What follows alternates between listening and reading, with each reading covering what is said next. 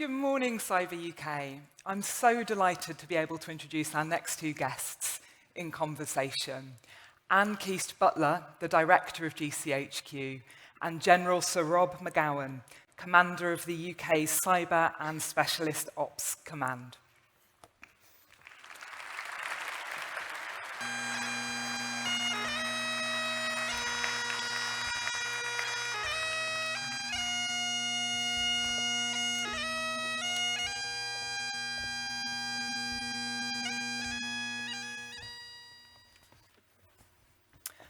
We've got time this morning to talk about the role of offensive and defensive cyber operations and what the next decade demands of the UK's collective cyber capability.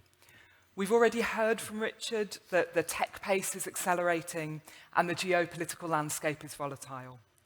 Cyber capability is not just a supporting function, it's a central one. That's particularly visible in the National Cyber Force, for which you share joint responsibility. So before we dive in, I wondered if you could help us to understand the landscape and you could give us an overview of your roles and the areas for which you're responsible. Anne, can I start with you? Of course, Beth. So I'm Anne Keast-Butler, Director of GCHQ, and we are one of the three big UK intelligence agencies, part of keeping the UK safe and prosperous. And we do that in three main ways within GCHQ.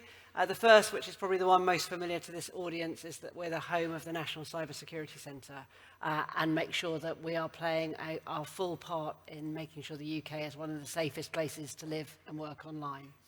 The second way that we really contribute to national security is taking all of that cyber security and deep technical expertise from across the organisation. We are responsible for securely connecting the national security system with help from lots of you and the companies that you represent through the crypt capabilities that we build in the UK, through the mobile phone solutions and the kind of high-end security networks and capabilities that we run together. So that's the second way we do it.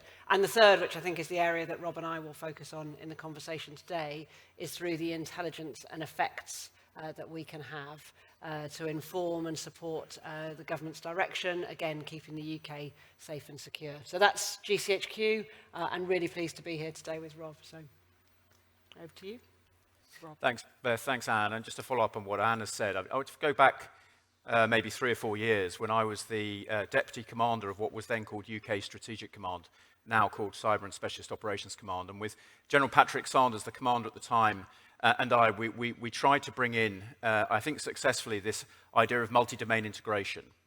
But through the Strategic Defence Review, there's been a step change.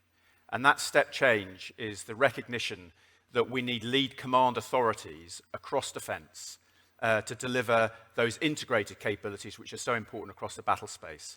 And the Secretary of State and the Chief of the Defence Staff have given me 7 of those functions to lead on. And the one that's relevant here for us all today is the cyber and electromagnetic domain. And the Secretary of State expects me and those people in CSOC to deliver that on behalf of defence with authority across defence. But it's critical that it's intelligence-led, and that's why I have to work so closely with Anne and Richard and with our allies to ensure that it is properly integrated. But that's our challenge, to take something like we're talking about today and ensure it's embedded and mainstreamed across what we're doing against the adversaries of today. Thank you. So if we dive into some of those examples, extremely serious incidents are originating from state actors. From your perspectives, how would you characterise that threat? And in particular, could you talk a bit about the distinct roles GCHQ and MOD play? Rob, I wondered if you could start by talking about how it's changing the battle space. Well, thanks, Beth. And I'll be honest with you, I knew this question was coming. So I asked my team to try and understand what's going on in Ukraine against the question that Beth has set us. And they've come up with 5 key lessons that our Ukrainian brothers and sisters in arms are learning, along with others across the world. The first one is the electromagnetic spectrum is the decisive battle space. Let me bring that to life. So in a patrol in Ukraine today, they shoot down a drone. The next thing they'll do is they'll gather a quick reaction force of maybe 3 or 4 and it is mainly men, will go forward and retrieve that drone. They'll strip the memory board from the drone, understand the frequencies it's operating on, and get those frequencies communicated across the force in the front line. Those frequencies will then be spoofed or jammed. That absolutely demonstrates that the electromagnetic domain is actually battle winning. The second point is that we can't wait for this to happen to us. We've got to be proactive, we've got to engage, we've got to have the freedom to be able to prosecute operations in the way we want to across the electromagnetic spectrum. And that's why the Defence Readiness Bill, which we're working with our colleagues on so closely, we hope that gives us the freedom to be able to prosecute operations at our time and our choosing. The third point they make, in close consultation with our Ukrainian colleagues, but also more broadly, is that it's not possible to dominate this domain all of the time, everywhere. It must be absolutely threat-led. We've got to understand the domain, and that's why it's so important we work closely with Anne and her colleagues in the battle space forward to understand what's going on, and then try to integrate intelligence with fires to get local dominance of the battle space. And that's what we're finding in these operational theatres today, to hold a battle space for a period of time to achieve an effect and then break away.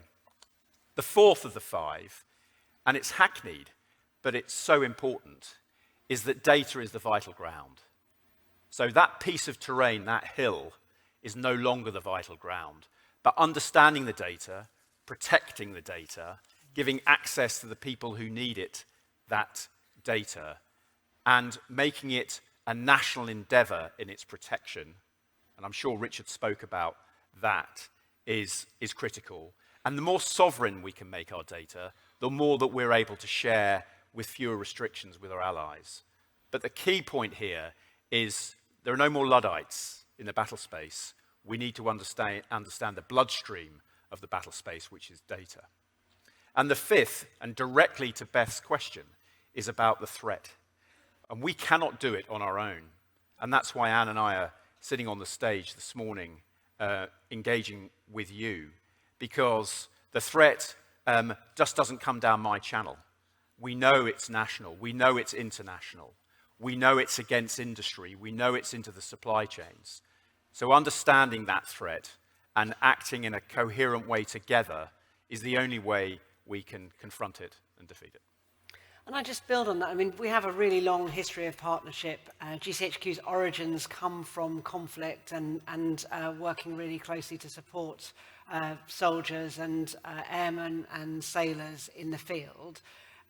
What we're seeing now is that is ever more central, and that the data point that you've just pulled out, Rob, we've got really deep skills, expertise, both in protecting that data, but also how to exploit it, how to bring it to life at the pace of the machine, not at the sort of pace of human beings, really. And so how we build that together really matters. And our freedom to use it is really dependent on our ability to secure the systems, to secure our people, to secure our allies. So the sort of cyber defense element that so many of you have at the heart of your profession, absolutely crucial to being able to give people choices and options and opportunities in the field. And if we lose that information advantage, very quickly, any of the opportunities we have unravel for us. So working together matters all the more, pace really important, and that protective piece as well as wanting to take action, really central.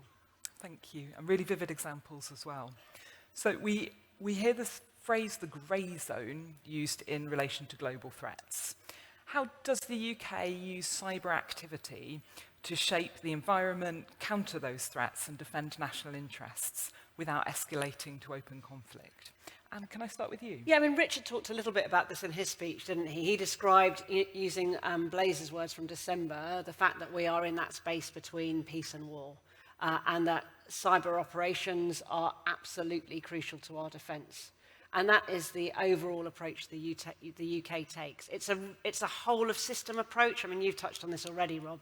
It doesn't work if you're just taking a sort of cyber effect operation and doing it on its own for its own sake. It has to be part of an integrated campaign in the way that you vividly described our Ukrainian colleagues doing. So that integration, whole of government approach, really important. And our previous speaker was talking about how sometimes that can be more straightforward if you're in a community where everyone knows each other, where everyone feels seen and valued. And that is a real advantage that the UK has. And events like this help us get to know each other, come together, kind of understand what each other's problems are and how we might be able to help.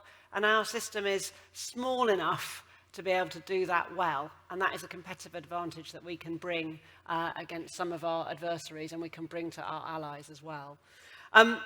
The second sort of element for us, I think, in your question, is that that defence that I talked about, our freedom to operate, really depends on our ability to secure our systems. And as the home of NCSC, when we're looking at operational options in front of us, I'm always thinking, does this make our citizens, our allies, safer? How do we balance intelligence gain loss conversations so that the overall ambition is safety and safer and more defended? And that helps inform what we do and what we don't do, what the choices are that we make. And then the third sort of theme for me is around transparency of approach. It's partly why we're up here talking about it with you. The UK is one of the few countries who has set out that cyber effects operations are part of statecraft. We don't talk about the detail of the operations because that would be giving things away to adversaries and making our team's lives much, much harder. But the fact that that is part of an overall campaign is public. It's in this defence review. We're on stage. We've got documents. And that transparency means more of you know what the challenges are that we're trying to deal with. You can spot where you can help us. We can work together to make sure that we can have the effects that make our fighting machine able to defend us. And to do that, not just in the war space or the conflict space like we've been talking about, and Rob might want to come in a little bit more on, but also against terrorists, against those who want to do us harm online, criminals, the whole range of threats and people doing us harm. And that, I think, is really a powerful part of what we're doing. But Rob, I don't know if you want to add anything sort of more specific from your experience. Yeah, thanks, Anne. I'll definitely build on a number of things that Anne has just said. I mean, the first one is that I'm certainly guilty, and probably some of my other military colleagues are guilty, against Beth's question of thinking, well, if you can warfight, if you can go to the extreme end of conflict, then you can operate professionally and in an integrated way across the grey zone. I just don't think that's true. Although there's a fluidity across the boundary, the sorts of things that Anne's been talking about don't come naturally to a warfighter unless he or she is absolutely thinking about that space. And also a couple of things about it. I think there's a debate about whether you can deter, whether we can deter in the grey zone. A lot of the activity, Anne mentioned it, is clandestine. Can you deter in the shadows? Clearly not, but you don't want to give away your tradecraft. So that debate about how overt we need to be in the grey zone in order to be proactive, but also to deter, is not clear in my mind. And I think that's a debate we need to continue to have. More specifically within defence, I think we're getting better. We were the first nation to declare our offensive cyber capability. We have committed offensive cyber capability to NATO and being quite open about that. So we are trying to be more proactive. It is absolutely intelligence-led. Understanding the grey zone and what's happening to us is intelligence-led, hence why Anne and I and Richard before us are here to drive this integration between our organisations home. And I go back to the Defence Readiness Bill, that this is the opportunity to enable us to be more flexible across the grey zone that Beth mentioned. It's rather trite, but I'll pick up on a word that Anne said, and campaigning. But my trite sort of levels in this space are, level 1 is you're losing. Level 2, you're reacting. Level 3, you're being proactive. And level 4, as Anne said, you're actually campaigning. And you will be the judge wherever you sit of where we as a nation, with our allies, sit on those levels. But for us to get to the right-hand end, then we're going to need to do more. There's a real complexity in what's required to make a success of that challenge.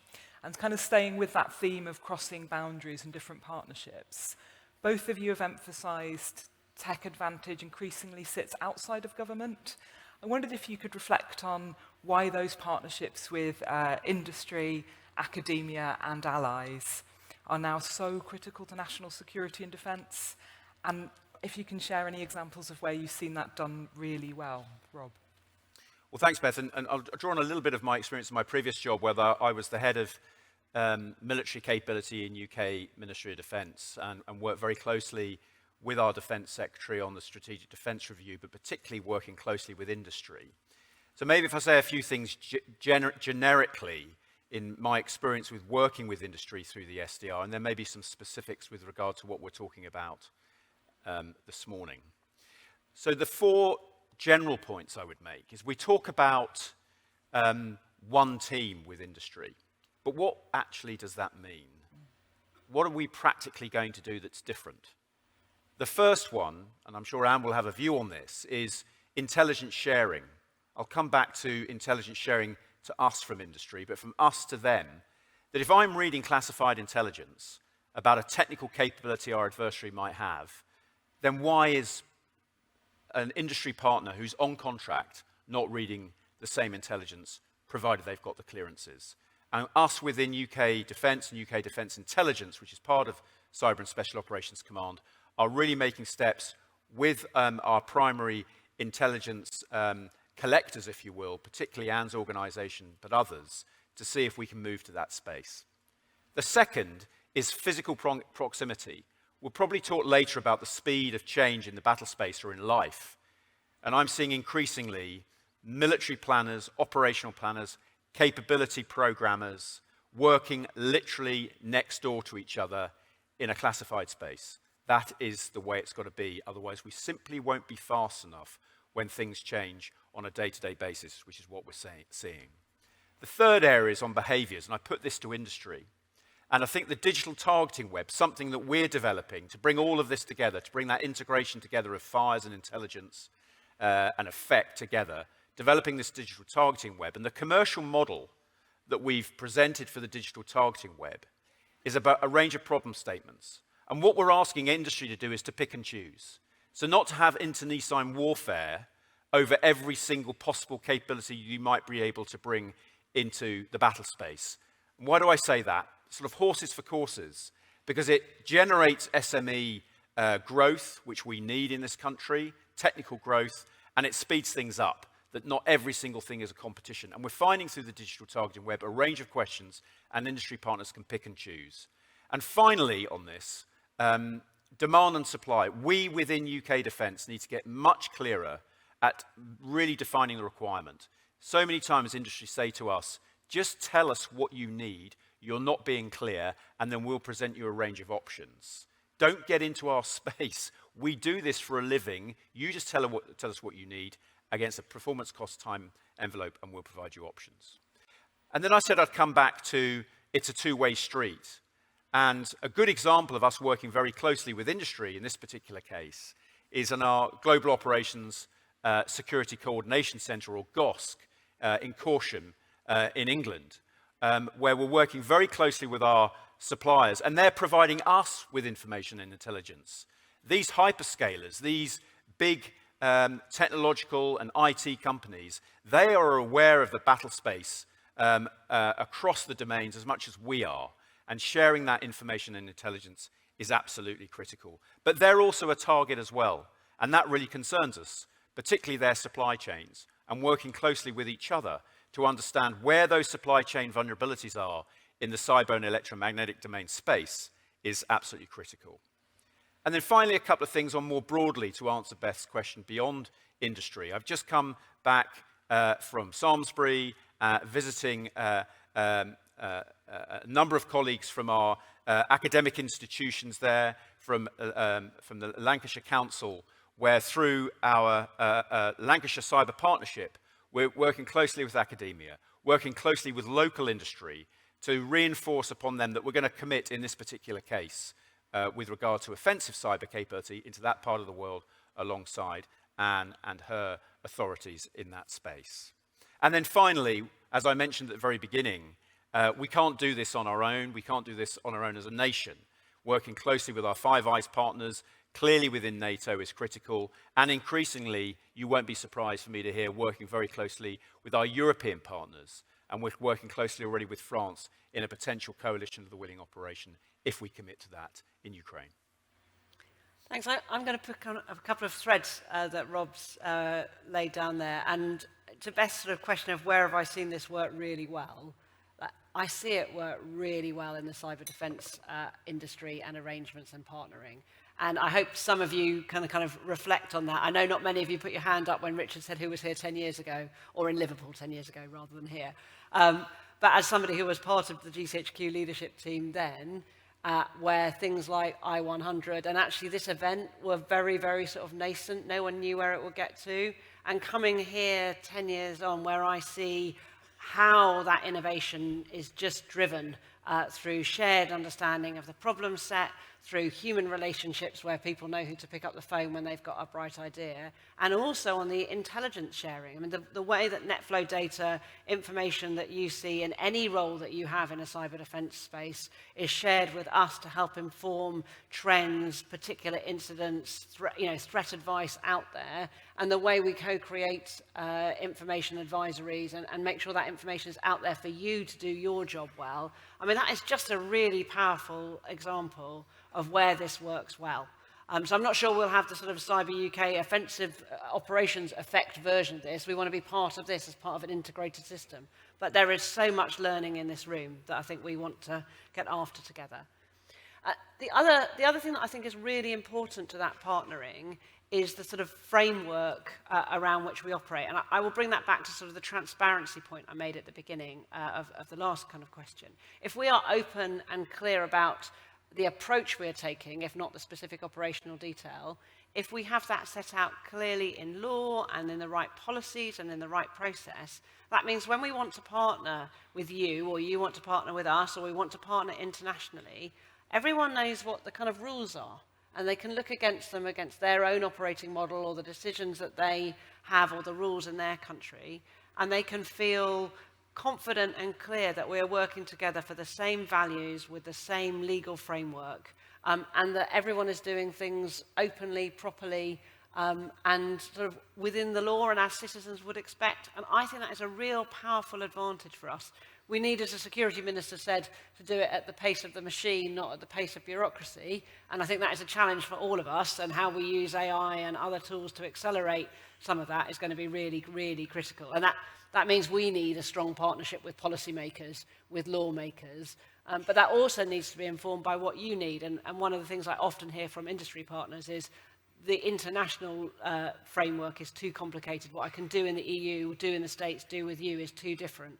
And so that's where work that we do together to produce standards and to try and make those as international as possible is to try and help us all have that same shared framework. That means interoperability, integration, working together is easy. We don't always get it right, and if you keep telling us where the biggest pain points are, we can keep working on them together. But for me, that is a real advantage that we in a sort of liberal democracy have, and I'm really proud to be part of it and to operate within it. So those would be my additional points, Beth. Thank you. Look, we've been talking about capability quite a lot so far this morning, but also relationships have really stood out clearly in what you've been talking about, which comes back to people.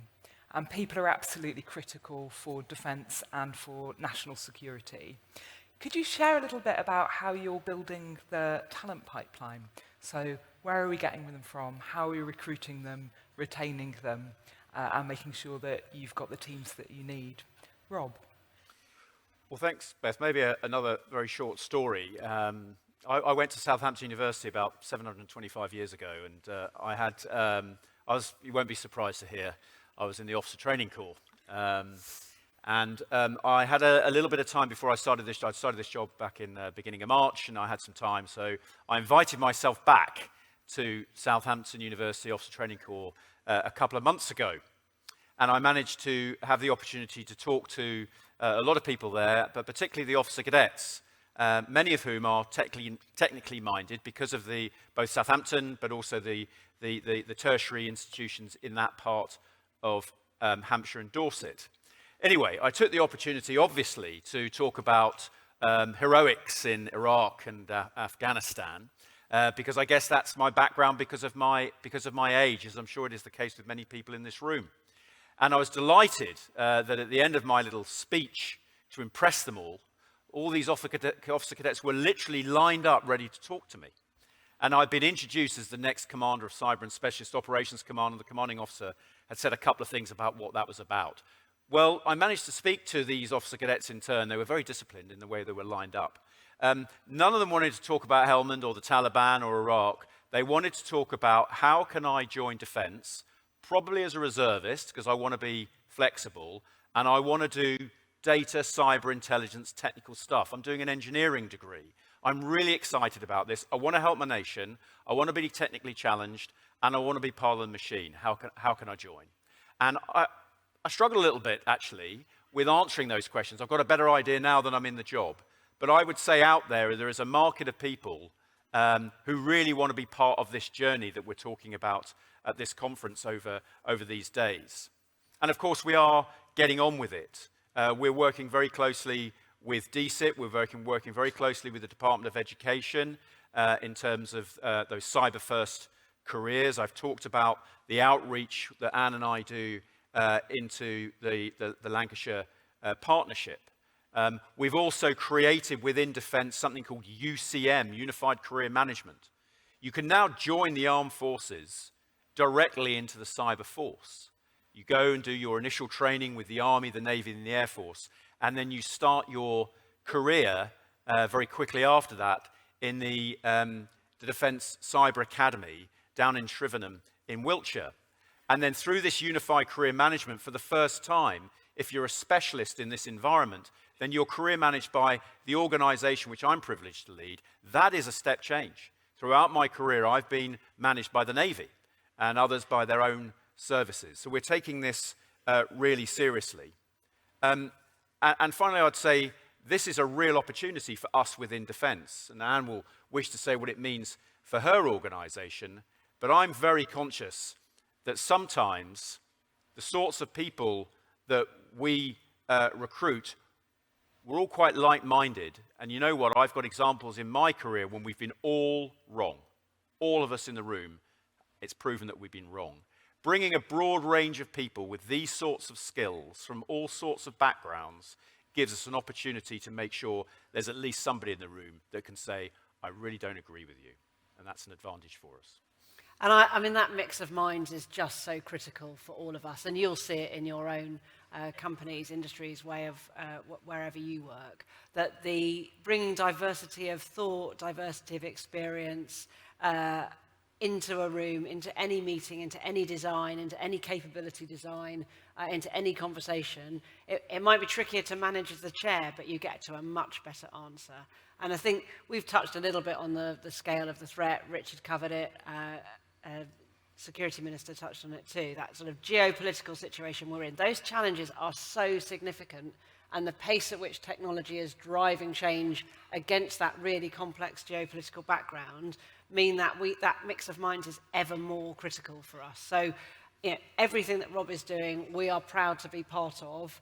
We see that really growing defence. From a GCHQ perspective, I've got an additional challenge that people don't really always realise that we have jobs, that there are places we can work, that they might be welcome where we are. So that outreach is really important, and things that we do, like our Christmas card that I hope many of you enjoy at home with your families, are a way of trying to help people see that that we exist as an organisation, even if we can't talk about everything that we do, and that we solve problems, we solve puzzles, and we need people who enjoy that, who think their way around corners and can really help us. So all of that is really important in sort of being open, showing trust, building confidence, to bring in that mix of minds. And then there's also just something about making sure that we're paying enough attention to the technical environment when people join. I certainly, when I joined the intelligence services a long time ago, felt after a few years that I was de-skilled on technology rather than upskilled. And that is a really uncomfortable place that too many of our software developers or just colleagues around the place can feel. And so that bringing in the latest technology, working with you to make sure that we are harnessing AI, that we are harnessing the latest tools, that we're making the most of all those technologies that can be quite tricky to bring high side. I mean, that is critical. Otherwise, people join us because they've been inspired by Rob talking about cyber now rather than Iraq and Helmand.